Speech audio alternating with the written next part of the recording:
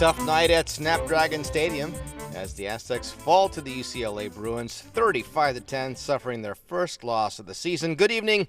Welcome to the post-game edition of the Aztecs All In podcast. Steve Perez with Weiner. And win or lose, we're still all in on the San Diego State Aztecs and anything related to Aztec athletics. Lewis, how you holding up? I'm doing good, Steve. We are all in and we are all out of the stadium. Tonight we'll try to keep this one short and sweet. Not much good to say, and as Mama used to say, if you don't have anything good to say, well then don't say nothing at all. We'll have Brady Hoke talking about the disappointing loss. We'll have Aztecs defender Zyrus Fiaseu saying there's plenty of room for improvement on defense. Mekhi will come along and discuss the lack of offensive production. And then we'll bring back Coach Hoke to elaborate on the Aztecs' failure to score and their inability to keep the opponents out of the end zone when the game was still at issue. So, Lewis, what were your keys to this game? Well, later on is when we usually talk about the keys to the game. But before the game started, we were having a conversation. And I mentioned to you 3 keys to the game before the game even started. In this order. 1, don't get blown out. 2, keep it close. And 3, be competitive. No to 1, no to 2, no to 3. Nothing seemed to go in the Aztecs' favor tonight, Steve. Yeah, and I had a couple other ones that were more fine-detailed than that. And one of them had to do with winning the fourth quarter, because that was supposed to be a key to the Aztecs' success, and it turned out not to matter at this point. So if you don't win earlier in, say, the second quarter, it doesn't matter whether you win the fourth quarter or not. But actually, the first stat that I thought was going to be important is could the Aztecs come out and sustain an opening drive? And they went 3 and out, so they had no success there. And the other thing I thought was going to be important in this game was to score touchdowns in the third quarter. And the Aztecs had their chances, but they did not, which might have been able to alter the momentum of the game. So, yeah, and on your score, they didn't do terribly well, and you can't really write that one up as a win. Well, and, of course, on the scoreboard, they lost 35-10. They did lose 35-10. There was one good drive. The drive in which the Aztecs scored their one and only touchdown. Maiden was 5 for 5. They scored on a nice touchdown pass to Mekhi, and you kind of sensed the game was 7-7. Okay, here we go. And then it did not continue that way. No, it did not. And afterward, in the interview room, head coach Brady Hoke talked about the one that got away. Really disappointed in our coaching, disappointed in how we reacted to situations and didn't play as well as we're capable. I give them credit. They're a good football team. There's no question about it. But you look at the end, the last 4 minutes of the second quarter, first half, there were opportunities and we didn't follow through. And then in the third quarter, there's 14 points that we left out there. And, we didn't get in the end zone after the fumble on the 1. And the third down and 1 later in the third, I thought we would have we had some momentum there, and we'd have got first down and thought we would have scored. But, this is, it's... we got to learn from this one, because next week is just as difficult. And when I say that, I'm talking about them as a good team. They're a hell of a football team. Been able to watch them one time so far. In Corvallis, the new stadium, and what they've done there is something they're real proud of. And so it'll be a hell of a crowd. We got to get better this week. We got to make sure that we're all on the same page, and we got to play better and we got to coach better. So lots to work on for the Aztecs as they will try to get this one in the rearview mirror and prepare for an even tougher Pac-12 opponent in Oregon State that's nationally ranked. So Lewis, the Aztecs have the work cut out for them, don't they? They do, and the Aztecs defense just could not get UCLA off the field. At one point, UCLA scored 4 straight possessions, and Dante Moore, the UCLA quarterback, played exceptionally well. He finished the game 17 of 27 for 290 yards and 3 touchdowns. He's a freshman, by the way. He has 5 passing touchdowns in his first 2 games as a Bruin. And the problem with the Aztec defense is they kept giving up really big plays and big play after big play, and that's how UCLA scored all their touchdowns, Steve. Well, the Aztecs defense is predicated on getting to the quarterback, and the UCLA Bruins offensive line did a pretty good job of creating a pretty good pocket. They're, with a few exceptions, the Bruins pretty much had their way on offense when they needed to make something happen, and that's what leads to scoring touchdowns on 4 consecutive possessions. Yeah, and Zyrus Fiaseu, the Aztecs linebacker, after the game, they bring in a couple of players and Coach Hoke to talk to the media, and usually it goes on for a few minutes. Well, the 2 players they brought in, Mekhi and Zyrus Fiaseu, didn't have a whole lot to say because it was pretty much cut and dry. They didn't play well, and Zyrus was asked about the defense, and he says they basically just didn't execute. They came out and played hard, and we just didn't execute the way we should have. They shouldn't have scored those touchdowns, and that's all on us. We just got to get better. Assignment errors, they're going to happen. Everybody makes assignment errors. I make assignment errors. And so throughout the game, well, especially next week, we just got to minimize those. It's all mental. Nothing's physical. No, there's no physical mistakes right now. It's just all mental, something that we can get taken care of. The Bruins piled up 254 yards on the ground and 296 yards passing. Adds up to a very large number and a long night at the office for the San Diego State Aztecs on defense. And on offense, the Aztecs just couldn't really get it going. Jalen Maiden, his numbers aren't terrible, 19 of 37, 196 yards. He did throw 3 second-half interceptions, which quelled any chance the Aztecs had of possibly getting back into the game. And Mekhi had a nice game, 5 receptions, 54 yards for a touchdown. But again, the Aztec offense did not play as well as it could, and he said after the game that they just have to do a better job. I just say we got to do a better job putting drives together. We can't really show flashes here and there. We got to be consistent throughout the whole game. Time of possession is important, but we also got to put the ball in the end zone, score some points. So just something to improve on is just putting more drives together. I just don't think we executed well enough. Everyone has a job. Just got to do your 111, and if all 11 guys do it at the same time, good things will happen. I just think that whether it was MAs or technique-wise, we just got to do better so that everyone could do their job and we can make better plays. So the lack of offensive production stymied the Aztecs pretty much all night long, especially in the third quarter where it looked like they got a fumble for a touchdown. They put it on the half-yard line, and the Aztecs could not get the ball into the end zone. Jalen Maiden threw an interception on third down that got tipped. That was just disappointing.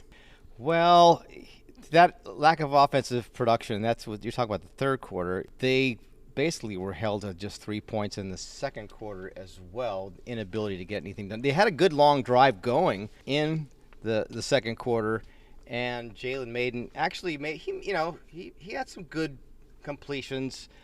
He threw a catchable ball into the end zone that the Aztecs were unable to come down with. Nicholson, I don't know what you saw there, Lewis, but that looks like a catch that you gotta make. And it looks like Nicholson was targeted 5 times and came up with 1 ball. So that's an area where the Aztecs have to focus on improving, is hauling in those balls. Yeah, I agree with you. I don't know if it was the perfect pass, but it definitely was a catchable pass. He might have had to stretch his arms out a little bit, but they were it fell right on his fingertips, and for all intents and purposes, everybody thought it was going to be a touchdown, and for not. Well, of course, everybody is not out there on the field of battle trying to come down with the ball, so it's always easier from the stands to see those things that coulda, shoulda, wouldas. But the other thing is, on the night, Jalen Maiden was under duress for much of the time, and he did throw the 3 interceptions, and a lot of those were the result of pressure. He was seconds away from taking a hit, unloaded the ball. It may have altered the trajectory. It may not have been the pass that he wanted to throw. But you got to credit the Bruins front 7, the 4 guys they had down linemen and the 3 backers. They kept the pressure on, and they did a pretty good job of bottling up the Aztecs on the run as well. Yeah, I think Maiden actually, when he was rolling out, made a few nice passes today on the run. One, he's a lefty. He went farther away to his right and still got the pass off. A pretty decent pass, but I don't think it was a completion. So he's able to move around in the pocket and get rid of the ball, but not enough today for any success of any sort. Right. Those are the kind of throws that you find yourself making when the defense is pressuring you and either forcing you out of the pocket, or it's a play that the offense has to call so that they can create more time for the quarterback, because they just didn't give Maiden enough time on certain plays, especially when you're trying to throw the ball deep downfield. You got to be able to keep those defenders off the quarterback for longer than a second or two. So that was the name of that tune. But on offense, one of the momentum shifters up in the third quarter, where the Aztecs did come up with a great play on defense, and Fiaseu sacked more of the quarterback for a loss of 13 yards, and that caused a fumble. And they ended up inside the 1-yard line, and at the referee signaled the touchdown. And then upon further review, I'm trying to remember tonight if the Aztecs got any of these review calls. I don't think so. I think a lot of them were overturned. Yeah, I think you're right. And that was really frustrating. I mentioned it a few minutes ago. They ran the ball up the middle on first down, didn't score. Then Martin Blake got the ball, went to the left. It looked like he had some room to score, but he didn't. And then on third down, they went to shotgun. And you knew at that point they were going to throw the ball, and it just... Well, in that case, it was a quick pass over the middle, and it went to Martin Blake. And Martin Blake, 9 times out of 10, hauls that in, and that's 6. This time, it bounced off the fingertips, it went into the air, turned into a trip drill, and the Bruins came down with that one, and that ended that scoring threat. And if you listen to Brady Hoke, those sorts of plays changed the trajectory of the third quarter for the Aztecs. Changes your momentum. It changes, the vibe that your team has. I really, we get 14 points in the third quarter, that game gets to be a game again. But obviously we didn't. So the Aztecs, with their struggles on offense, and they also had their struggles on defense, unable to get anybody off the field in a key point of the game when they still had a chance to make a game of it, and instead letting the Bruins reel off the 4 straight touchdowns, and pretty much that was the game at the half. So he was asked, the coach, but before we introduce that bite, is there anything you wanted to say, any observations you had about the defense, Lewis? Yeah, they just gave up too many yards, Steve. 550 yards is too many yards. And it was balanced, right? 296 passing, 254 rushing. One positive for the Aztecs. Last week they had 13 penalties for 135 yards. Yes, today, 4 penalties for 40 yards.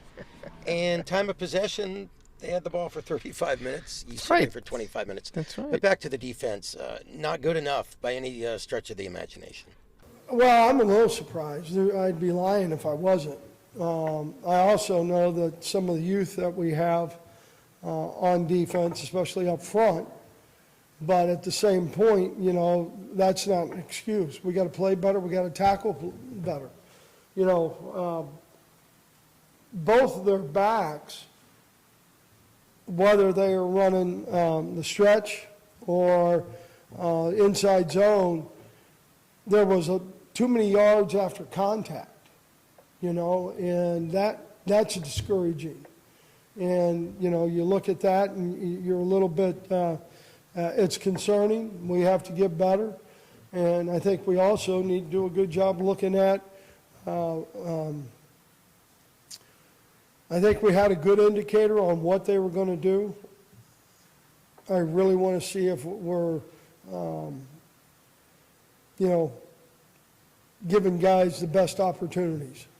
So the Aztecs had troubles getting the Bruins' offense off the field, and that just speaks to the depth and athleticism of a Power 5 conference team and the hated Bruins from UCLA, LA. You know what? You can credit the Bruins for showing up to this one. They didn't go, we can't make the game like the Holiday Bowl, and they showed up. So good on them for doing that too. And credit the UCLA fans. Their section was packed, and they made a lot of noise. And credit the Pac-12 for continuing their dominance over the Mountain West, because I guess this brings the Mountain West Conference to 0-7 against the Pac-12 so far this year. USC knocked off San Jose State big. Hawaii was taken down by Stanford. Washington beat Boise State pretty well.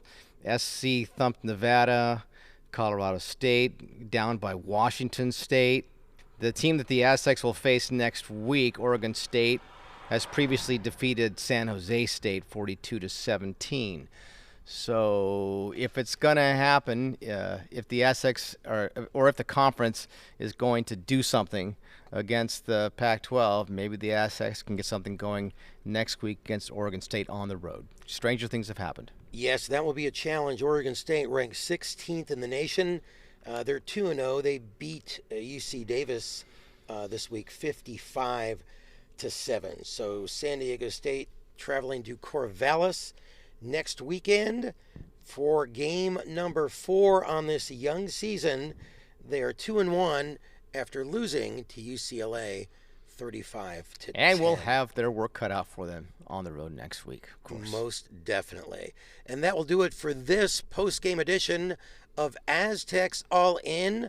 Please follow or subscribe to Aztecs All In wherever you listen to your favorite podcasts. You can also get in touch with us by emailing us, aztecsallin@gmail.com. And you can follow us on the X, formerly known as Twitter, at Aztecs_all_in. For Steve Perez, I'm Louis Weiner saying so long for now. We'll talk to you soon as we get set for Oregon State. Take care.